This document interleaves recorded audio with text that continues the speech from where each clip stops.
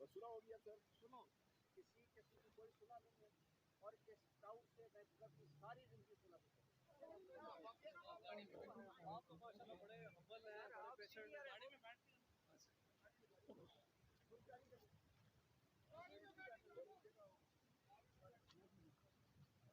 थोड़ा तो पीछे पीछे होगा। बात हुई है कि इन्होंने टीवी पे बात की थी कि इमरान खान ने कहा है कि भगोड़ा है, तो मैंने खान साहब से रिक्वेस्ट की। मैंने कहा सर ये बात आपने कही है? उन्होंने कहा बिल्कुल भी बात नहीं की, ना ही ऐसी कोई बात हुई। वो मैंने उन्हें कहा कि जब आप इमरान खान का नाम तो इसके लिए यूज़ ना करें ना। बहरहाल आप खान साहब ने कहा सुलह करा दिया तो हो गई। बस सुना हो गया सर। सुनो, सुना हो गई सर जी सुनो, और हमारी तरफ से जो खान साहब ने हुक्म दे दिया तो हो गई, तो सुलह आप ही करनी है ना, और क्या करना है सर। खान साहब ने करवा दी है, साहब ने सुलह कबूल कर ली है। तो ये मुझे पहली बात तो आपको बता दूँ कि इज्जत उसकी खराब होती है कि जिसकी भी इज्जत हो। जो बेचता आदमी हो उसकी क्या इज्जत खराब होगी। उसने मेरे ऊपर अटैक किया, आधे साथ ही एक न्यूज़ के सज्जाद साहब मेरे साथ खड़े थे, हम अपनी बात नहीं कर रहे थे, तो वो आकर के मेरे ऊपर अटैक कर दिया। हमें तो नहीं पता था कि वो अटैक करने आ रहा है। उसके बाद हमने उससे 4 गुना ज़्यादा उसका हिसाब बराबर कर दिया। लेकिन उस बेगैरत आदमी को, बेचते आदमी को 4 गुना ज़्यादा भी कर देंगे, उसकी क्या बेचती होगी। इसलिए कि इन बेशर्मों को इन्होंने सारी जिंदगी जिस तरह टाउटी की है और जिस तरह माल कमाया है, जिस तरीके से इमरान खान के नाम को मिसयूज किया है, उसको तकलीफ यही थी ना कि खान ने कहा है कि इसका पार्टी से कोई ताल्लुक होता नहीं। खान का पैगाम हमने कौम को दिया जब ये सलमान खान राजा और पीके के खिलाफ बोल रहा था, और अभी भी बोलता है। ये एस्टेब्लिशमेंट का टाउट है। ये अपने चचा के नाम से पैसे पकड़ता था, जिसकी किताब में इमरान खान ने अपनी किताब में लिखा हुआ है।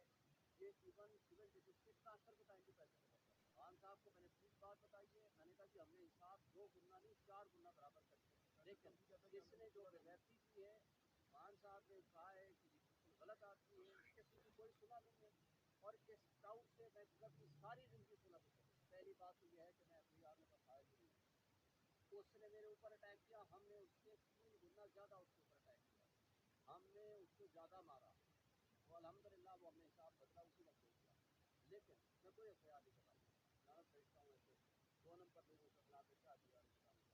हमने जब बदला लेना होगा, हमारे में इतनी जान और ताकत है, हम उससे डायरेक्ट बदला लेंगे। वो पार्टी में हो तो कोई एक्शन लें, किसके खिलाफ एक्शन लेंगे? जो बंदा पार्टी में होगा उसके खिलाफ एक्शन लेंगे ना, जिसका पार्टी से कोई ताल्लुक वास्ता नहीं है। बच्चे लड़े हैं, बड़ों ने सुलह करा दी। थैंक यू जी। आज खान साहब के जी बिल्कुल, खान साहब के नोटिस में यह मामला आया था, तो उनकी बहरहाल सुलह जो है वो करवा दी गई। देखिए, हम तो समाज के अंदर मौजूद थे और अचानक से शोएब शाहीन साहब वहाँ पर आए हैं और उन्होंने बताया है कि गेट के ऊपर लड़ाई हुई है।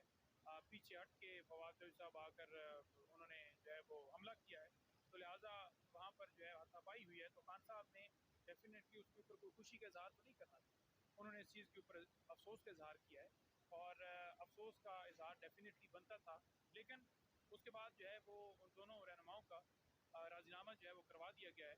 तो मेरा ख्याल में अब मीडिया को ज़्यादा इस चीज़ पर नहीं, बल्कि जो हमारे मसाइल हैं उन पे बात देखें। वो उन्होंने पूछा तो उन्होंने बताया कि वो जो पिछले दिनों जो बयानात और सारा वो सिलसिला चल रहा था, डेफिनेटली खान साहब के नोटिस में सारी चीज़ें होती हैं।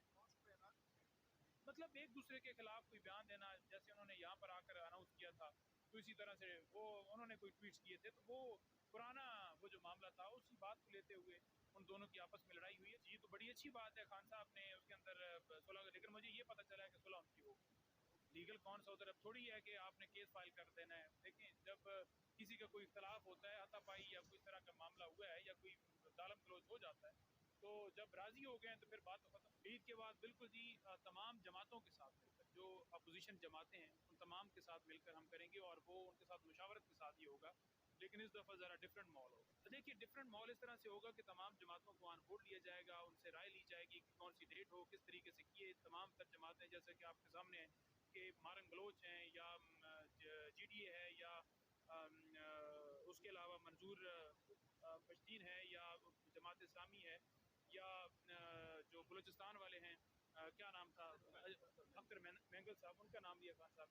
तो ये जितनी जमातें हैं उनके साथ डेफिनेटली जो है वो बात करके तो आगे लाएमल तैयार किया जाए।